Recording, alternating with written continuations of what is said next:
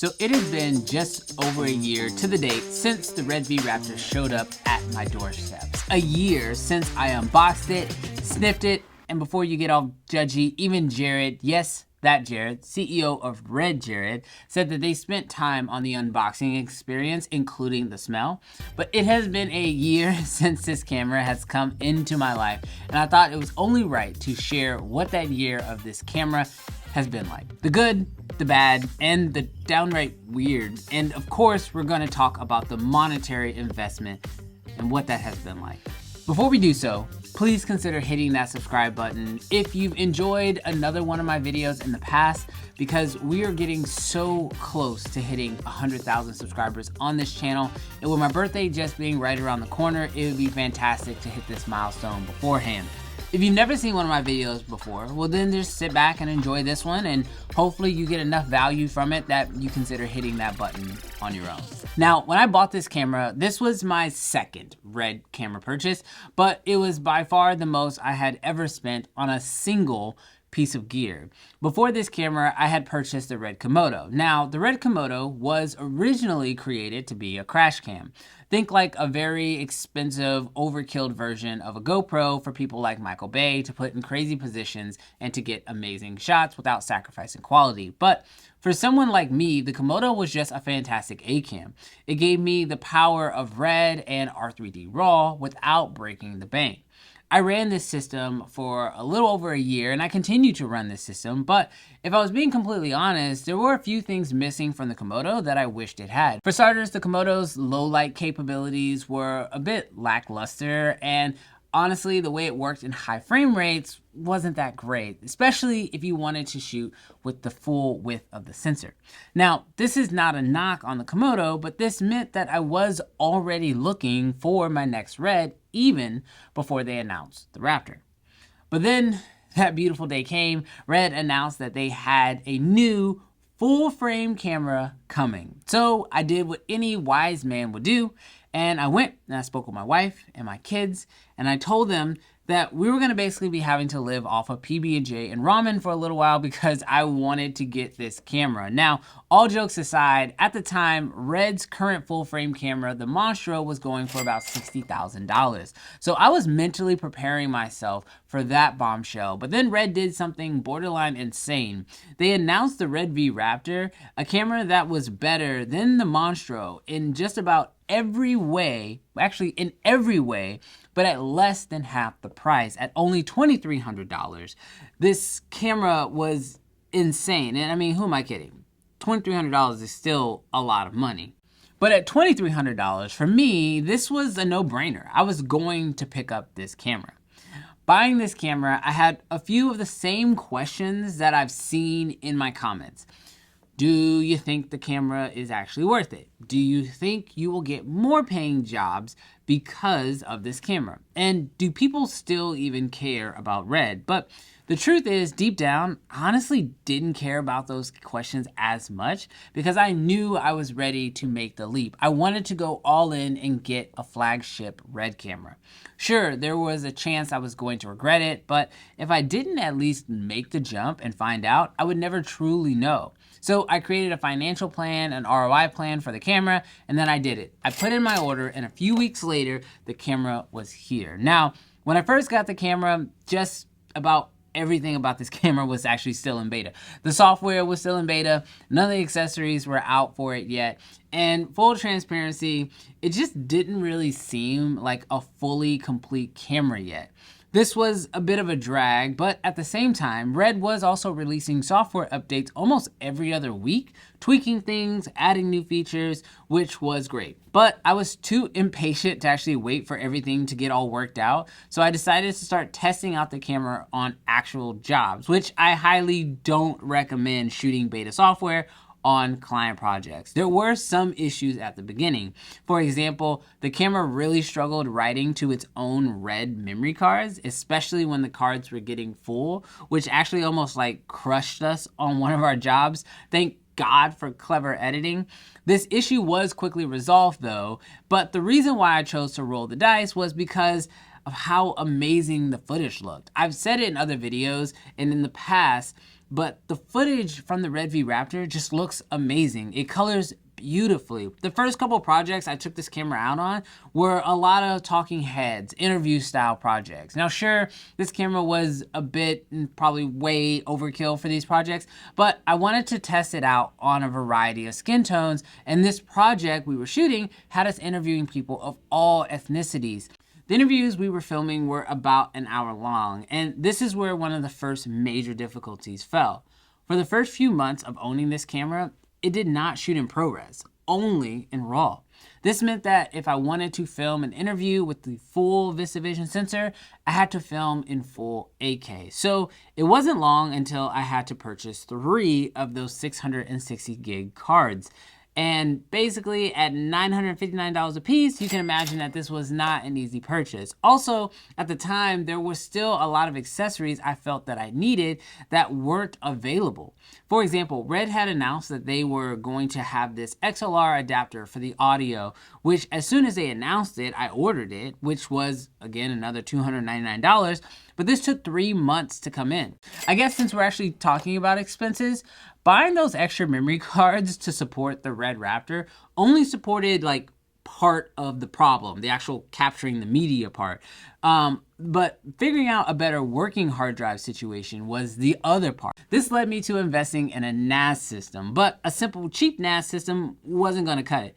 I went with a 18 bay NAS with 128 terabytes. This massive investment set me back another $10,000. And this is probably the first bit of advice I would give to anyone who is considering this camera. Buying the camera is only part of the financial equation. You need to have a full set of support elements just from the workflow perspective. And I invested in computers, monitors, and then there's like insurance. So needless to say, it's all an investment, but these are all things that I didn't really consider almost 10 years ago when I originally thought about buying a Red camera. All I thought was, I want the camera that Hollywood is using. Over the past year, I have had one main goal, and that was to take this camera out on as many shoots as I can so I can get as familiar with it as possible. One of the most challenging feats of using this camera was the lack of rigging accessories for the Raptor. I'm pretty sure that for like the first 8 months or so, using this camera, there was absolutely no rigs on the market. For most of that time, I actually just used recycled rigging equipment from the Red Komodo, like the outrigger handle or some generic multi-purpose rigging equipment.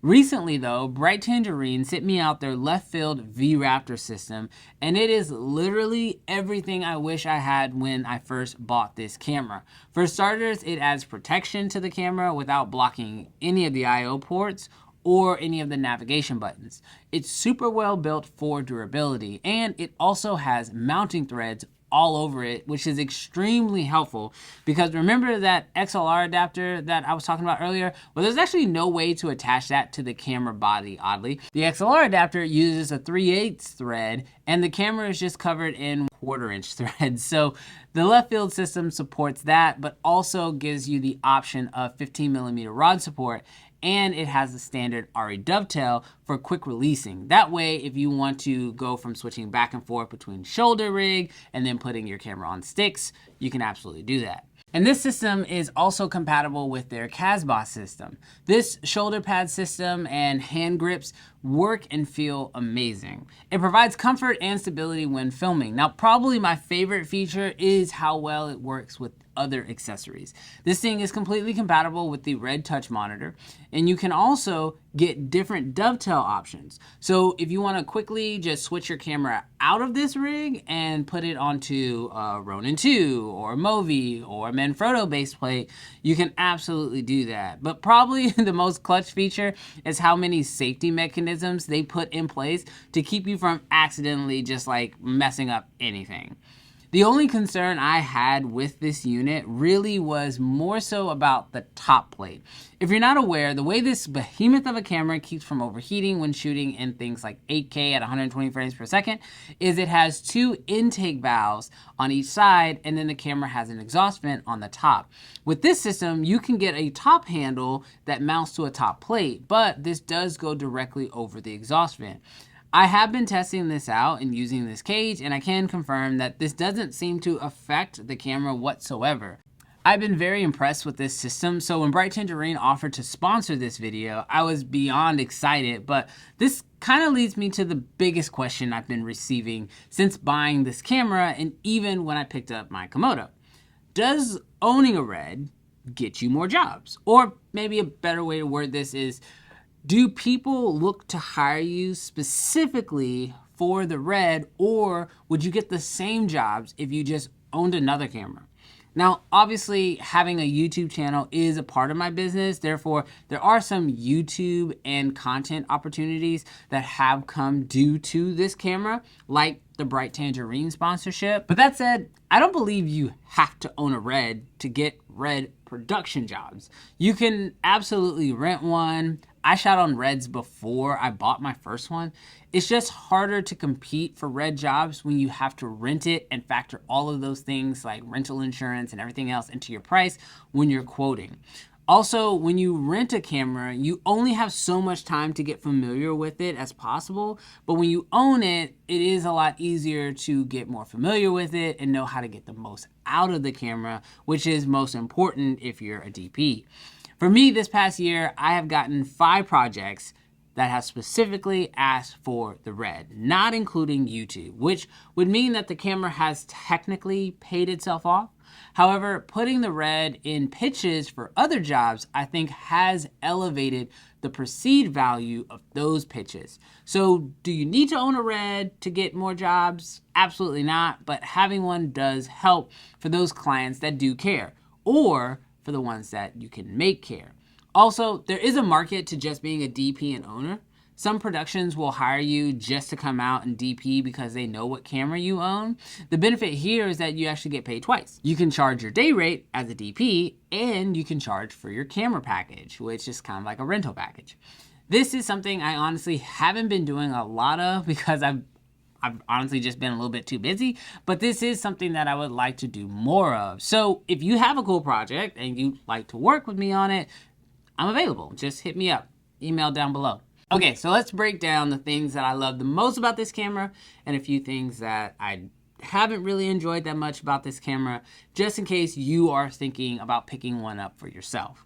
The first thing I love about this camera, aside from the image, we're going to put that to the side because honestly I think that stuff speaks for itself, is just how easy this camera is to use. Dialing in your settings is very easy and the menu systems are very well laid out. The next thing I love about the Red V-Raptor is the size. Now, sure, you can kit it out and build it out into this massive studio rig, but you can also just run it with a side handle, a monitor, an RF lens, slap on a battery, and you've got an extremely capable setup. In fact, this is how I normally like to run it when I'm shooting music festivals, because you can toss it into like a backpack and just run around the festival and get shots.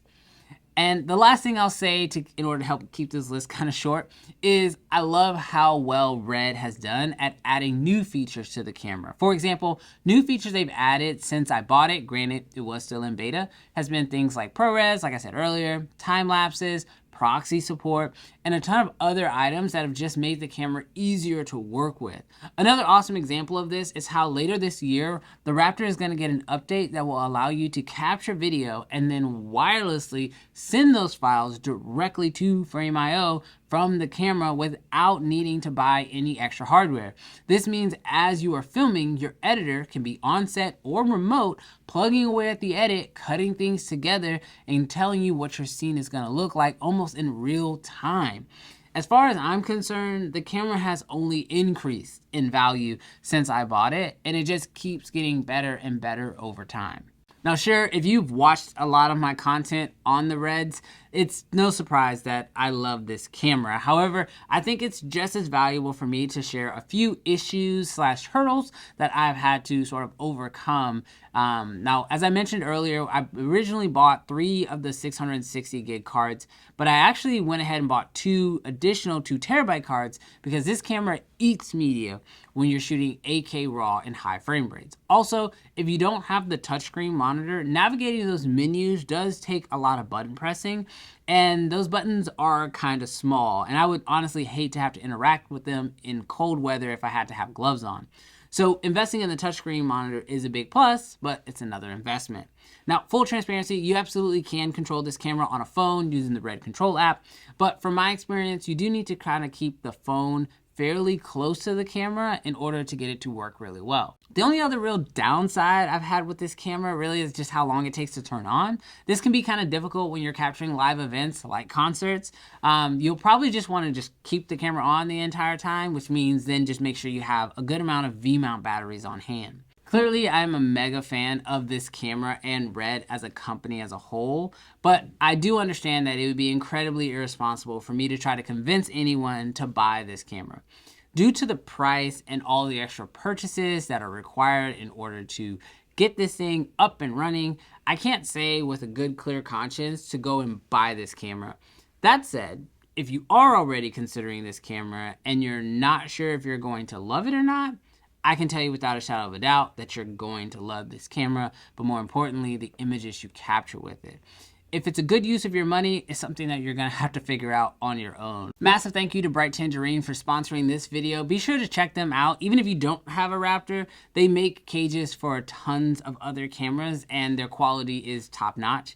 Now, if you wanna see what it is actually like to use this camera out on a real set, and being put through one of the most challenging production weeks I've ever done, be sure to check out this video right over here because it might be my favorite video I've ever done on the channel. And lastly, if you're here, consider hitting that subscribe button. We're this close to a silver play button. Thanks so much, and I'll catch you in the next one. Peace.